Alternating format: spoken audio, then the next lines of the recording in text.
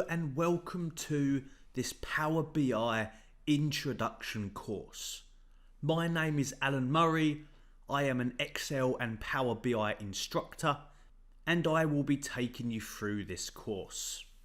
We have plenty to cover, so let's have a look at that. The introduction section will see us installing Power BI Desktop and having a quick orientation to the screen and some typical default settings.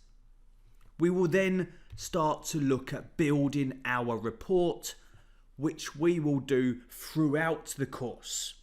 The first thing we need to do is get some data and transform and shape it ready for modelling. Once that's done, we will start relating the tables. We need to create a date table and also choose which fields we will be using in our report. Then it's on to creating some DAX measures. We will be using some DAX in the third module on data modelling, but in module 4 we start to get a little bit more involved. Then it's on to adding the visualizations to our report, which is something that really separates Power BI from Excel. Lots of visualizations that we can use. We will be bringing them into our pages of our report and looking at some of the formatting options available for them. Then we'll talk about some aspects of report design.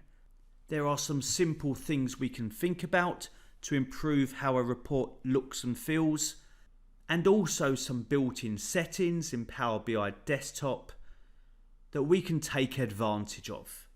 Next up is the interactions and the filters. We have a lot of options at our disposal. We will be looking at some of the more popular ones, seeing how they're different and how they can be used to make our report work the way we want it to.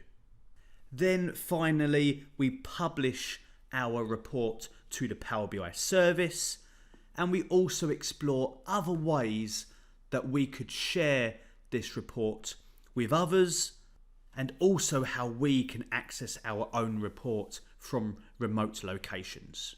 So lots of exciting content to talk about.